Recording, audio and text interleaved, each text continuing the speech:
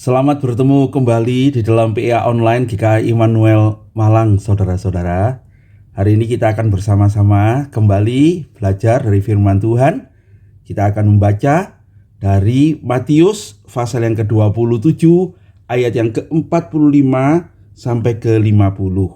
Saya akan bahas bagian ini sebagai bagian yang kedua dari 3 seri di pasal dan ayat yang sama ini ya. Saya akan bacakannya dulu untuk saudara-saudara bagian yang akan kita bahas hari ini, yaitu ayat yang ke-46 sampai ayat yang ke-49. Demikian firman Tuhan. Kira-kira jam 3 berserulah Yesus dengan suara nyaring, "Eli, Eli, lama sabachthani?" Artinya, "Allahku, Allahku, mengapa engkau meninggalkan aku?" Mendengar itu, beberapa orang yang berdiri di situ berkata, "Ia memanggil Elia." Dan segeralah datang seorang dari mereka. Ia mengambil bunga karang, mencelupkannya ke dalam anggur asam, lalu mencucukkannya pada sebatang buluh dan memberi Yesus minum. Tetapi orang-orang lain berkata, "Jangan, baiklah kita lihat apakah Elia datang untuk menyelamatkan dia." Berbahagia kita sekalian yang baca firman Tuhan, merenungkan kebenarannya, dan kemudian hidup dituntun oleh kebenaran itu. Mari kita berdoa sebelum kita merenungkan firman Tuhan ini. Bapa yang di surga, terima kasih kami boleh bertemu hari ini untuk meneruskan pembahasan kami tentang Yesus yang disalibkan bagi kami. Secara khusus kami belajar tentang apa yang dikatakan Tuhan Yesus ketika di kayu salib. Hari ini kami akan membahas 3 kata yang Tuhan katakan. Kata yang kedua, ketiga, dan keempat. Tuhan, pimpinlah kami supaya melalui apa yang kami renungkan hari ini, apa yang kami pelajari, kami dibawa mengerti tentang kasih-Mu kepada kami, tentang pengorbanan-Mu, dan biarlah kami dituntun untuk semakin mengasihi-Mu. Berkatilah kami dengan Roh Kudus ya Tuhan, dan biarlah Engkau yang menyertai kami dalam apa yang kami renungkan ini. Dalam nama Yesus Juru Selamat kami yang hidup, kami berdoa dan mengucap syukur. Amin. Nah, saudara-saudara, pada bagian yang lalu saya sudah membahas bagaimana sesungguhnya Tuhan itu disalib mulai jam 9 pagi ya. Dan penyaliban itu begitu menyakitkan dan mengerikan. Tetapi kita mendengar sebuah perkataan yang pertama justru yang keluar dari salib yang menyakitkan itu adalah sebuah kata pengampunan. Ya Bapa, ampunilah mereka sebab mereka tidak tahu apa yang mereka berbuat. Itu dicatat di dalam Lukas pasal 23 ya. Nah, saudara-saudara, bagian hari ini kita melihat tentang kata yang keempat sesungguhnya yang ditulis oleh Matius itu di dalam ayat yang ke-46 itu ya. "Eli, Eli, lama sabachthani?" yang artinya, "Allahku, Allahku, mengapa engkau meninggalkan aku?" Nah, sebelum kata keempat ini, sesungguhnya Alkitab mencatat ada 2 kata lain yang dikatakan Tuhan Yesus yang tercatat di dalam Lukas pasal 23 juga, dan kemudian di dalam Yohanes pasal yang ke-19 ya. Jadi sebelum kita membahas ayat yang ke-46, saya akan menambahkan 2 kata yang dikatakan Tuhan Yesus sebelum Eli, Eli, lama sabachthani itu. Nah, saudara-saudara, kata yang kedua setelah Tuhan Yesus menunjukkan pengampunan itu adalah kata yang menunjukkan penyelamatan atau jaminan keselamatan bagi seorang penjahat yang bertobat di sampingnya. Nah, saudara-saudara, kata itu tertulis di dalam Lukas pasal 24 ayat 43. Ceritanya adalah seorang penjahat yang mengolok-olok Tuhan Yesus. Jadi ada 2 penjahat di samping Tuhan Yesus, bukan? Dua-duanya mengolok-olok Tuhan Yesus dalam catatan Injil Matius di ayat 44 itu ya. Bahkan penyamun-penyamun yang disalibkan bersama-sama dengan dia mencelanya demikian juga. Nah, Tetapi salah satu penyamun itu mungkin setelah mendengarkan kata yang pertama itu, Bapa ampunilah. Saudara-saudara, penyamun itu seperti tersadar bahwa sesungguhnya Yesus itu berbeda dengan mereka. Tidak pernah ada orang disalib itu mengatakan apa yang dikatakan Yesus. Orang yang disalib itu pasti kesakitan dan yang keluar itu kutukan-kutukan. Tetapi dia mendengar pengampunan.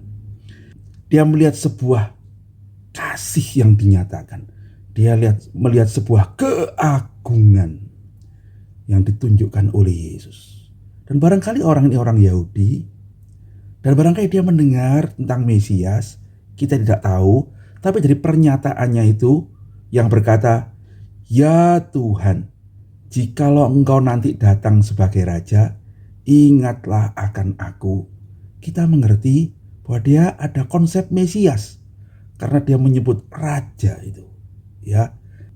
Nah, saudara-saudara, atas pertobatan ini Tuhan Yesus berkata, "Aku berkata kepadamu, sesungguhnya hari ini juga engkau bersama-sama aku di dalam Firdaus." Saudara-saudara sekalian, ayat ini memberitahukan kepada kita bahwa sesungguhnya keselamatan itu adalah anugerah Tuhan, ya. Penjahat itu tidak pernah berbuat baik barangkali. Dia mati dalam kesalahannya, dalam dosa-dosanya. Dan ketika dia percaya pada Yesus, dia belum sempat melakukan apapun juga, bukan? Selain dia mengakui Yesus sebagai Tuhan dan Juru Selamatnya. Dan itu yang menyelamatkan dia. Tuhan Yesus berkata, "Hari ini juga engkau bersama dengan aku dalam Firdaus." Saudara, ini memberitahukan kepada kita kebenaran itu, ya. Kita diselamatkan karena anugerah Tuhan. Kita menerimanya dengan iman, ya. Kalau saudara-saudara dalam pergumulan, barangkali saudara melihat masa lalu saya begitu buruk, tidak mungkin saya diselamatkan. Lihatlah penjahat yang di sampingnya Tuhan Yesus itu. Lihatlah kasih Yesus kepadanya. Bukankah justru Yesus datang untuk membayar hutang dosamu yang banyak itu? Hutang dosa kita yang banyak itu. Salib yang begitu menderita ditanggungnya karena kita berdosa. Kalau kita percaya kepadanya, kita berserah kepadanya, pengorbanannya itu yang menyelamatkan kita. Oleh bilur-bilurnya kita menjadi sembuh. Oleh kematiannya dosa kita sudah dihapus karena kita ditebus oleh darah yang mahal itu, ya. Karena itu saudara-saudara, kita bersyukur kepada Tuhan. Berikutnya saudara, kata yang ketiga adalah apa yang Tuhan katakan kepada Yohanes, ya.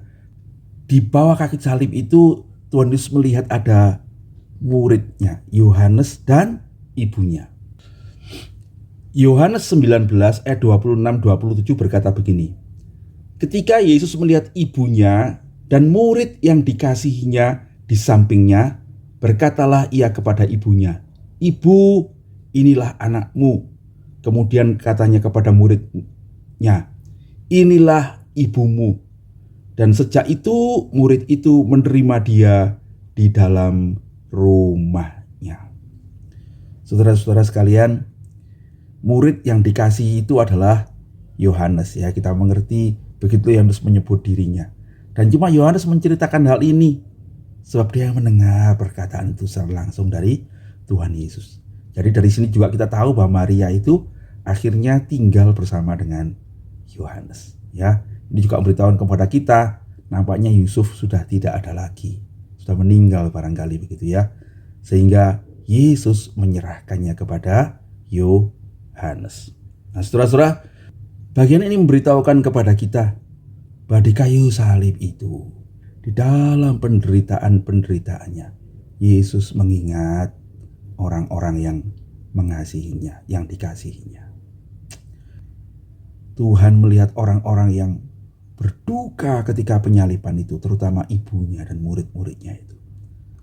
Dan di kayu salib itu, dia bukannya memfokuskan diri dengan apa yang dideritanya itu, tetapi Tuhan memperhatikan orang-orang yang dikasihinya.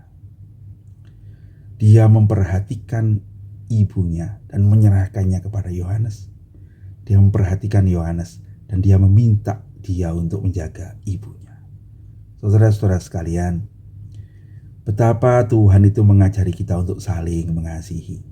Sama seperti aku mengasihi kamu, demikianlah kamu juga harus saling mengasihi. Kapan kita harus menunjukkan kasih kita pada saudara kita? Memikirkan mereka. Bukan cuma waktu kita enak, saudara-saudara. Tetapi kalau kita mengikuti teladan Tuhan Yesus, juga pada masa-masa yang sulit, Tuhan tetap menunjukkan kasih-Nya, perhatiannya kepada orang-orang yang dikasihinya. Kiranya gambaran di kayu salib ini memberitahukan kita bagaimana kita mesti saling mengasihi sebagai orang percaya. Ketika kita melihat saudara kita lemah, barangkali ada orang-orang yang tidak terlalu menyenangkan kita, ingatlah kata-kata Tuhan Yesus. Dia adalah saudaramu. Terimalah dia. Saudara-saudara sekalian, memandang kepada salib, kita tahu bahwa kitalah sesungguhnya yang tidak baik itu. Kitalah sesungguhnya yang berdosa itu. Tapi karena kasih-Nya, Tuhan mati untuk kita. Kalau kita ada kelemahan saudara-saudara kita yang kita rasakan, yang menyakiti hati saya, mari saudara-saudara kita belajar pada Tuhan Yesus. Kita mengasihi juga sesama kita. Di kayu salib itu Tuhan tetap mengajarkan supaya kita sebagai murid-murid-Nya saling mengasihi. Kiranya Tuhan menuntun kita untuk saling mengasihi, saudara.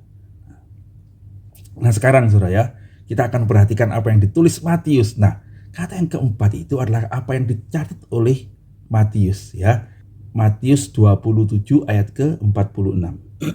Eli, Eli, lama sabachthani. Saudara-saudara, dikatakan di dalam awalannya itu mulai jam 12 kegelapan meliputi seluruh daerah itu sampai jam 3. Nah, ini mengindikasikan ada sebuah kesenyapan yang panjang 3 jam. Bisa jadi apa yang dikatakan Tuhan Yesus yang 3 itu dikatakan antara jam 9 sampai jam 12 itu. Mulai jam 12 katanya kegelapan itu meliputi daerah itu. Dan kemudian keadaan menjadi senyap.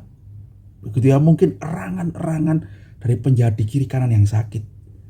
Tetapi Tuhan Yesus tidak mengatakan apa-apa. Ada kesenyapan. Ya. Dan kira-kira jam 3 dikatakan. Jam 3 nanti adalah meninggalnya Tuhan Yesus ya. Tuhan Yesus berseru dengan suara nyaring, catatan Matius. Eli, Eli, lama sabachthani, yang artinya Allahku, Allahku, mengapa engkau meninggalkan aku? Saudara-saudara sekalian, ini adalah kalimat yang terdapat di dalam Mazmur nomor 22 ya. Kalau dalam bahasa Indonesia ayat yang kedua ya. Kalau dalam bahasa Inggris biasanya ayat yang pertama ya. Eli, Eli, lama sabachthani. Nah, saudara-saudara, William Barclay mengatakan secara luar biasa Mazmur 22 itu dinyatakan di dalam penyaliban Yesus Kristus itu ya. Termasuk apa yang dikatakan oleh pemazmur itu, Eli, Eli, lama sabachthani, itu dikatakan Tuhan Yesus. Di dalam Mazmur itu nanti juga kita akan menemukan catatan bahwa pakaian Tuhan Yesus itu dibagi-bagi, tetapi jubahnya diundi. Begitu ya, oleh pengawal. Pada Mazmur juga dikatakan bagaimana Yesus merasa haus, dan nanti kita akan baca dalam bagian berikutnya, Yesus itu diberi minum, aku haus itu, ya. Sehingga kata William Barclay, ada penafsir yang mengatakan bahwa di atas kayu salib itu Yesus sedang memazmurkan atau menyanyikan atau mengutip begitu Mazmur nomor 22 gitu ya. Nah, tetapi kemudian William Barclay mengatakan tafsiran ini saya kira tidak tepat karena tidak ada orang di kayu salib itu kemudian mengutip Mazmur. Tidak ada gitu ya. Orang di kayu salib itu tidak mengutip Mazmur, tetapi catatan ini menunjukkan bahwa apa yang terjadi kayu salib itu sesungguhnya sudah dinubuatkan.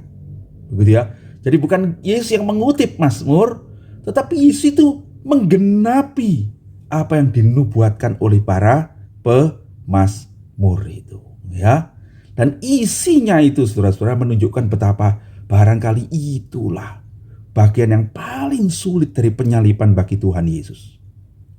Bukan paku-paku yang menyakitkan itu, bukan darah dan keringat yang bercampur yang membuat seluruh badan menjadi perih itu, bukan mahkota duri yang melukai kepala itu. Tapi saudara-saudara, inilah teriakan yang menunjukkan betapa Tuhan itu ditinggalkan oleh Bapa. Sepertinya begitu ya. Nah saudara-saudara, penafsir mengatakan ini misteri yang luar biasa bagi kita yang percaya. Karena Yesus adalah Allah dan Allah tidak pernah berpisah dengan Allah. Ya, tetapi ketika hampir jam 3, ketika kegelapan memenuhi Golgota itu, saudara-saudara, sepertinya seluruh dosa manusia itu ditanggungkan kepada anak domba Allah ini, yang menghapus dosa isi dunia. Sehingga pada waktu itu sepertinya Bapa yang mulia, yang suci, itu memalingkan wajahnya. Dan itulah yang membuat Yesus berseru, Bapakku, Bapakku, mengapa engkau meninggalkan aku? Penafsir mengatakan inilah sungguhnya cawan pahit yang Tuhan Yesus pergi Getsemani itu berdoa, ya Bapa kalau boleh cawan pahit ini lalu daripadaku, tapi bukan kehendakku tapi kehendakmu yang jadi. Itu yang membuat Yesus berdoa dan berkeringat darah.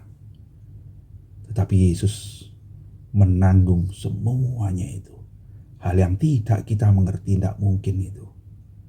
Karena Dia mengasihi kita. Untuk sesaat, karena menanggung dosa kita lah, Tuhan itu terpisah dari Bapa. Kita bersyukur kepada Tuhan. Itulah yang membuat kita semua ini beroleh keselamatan.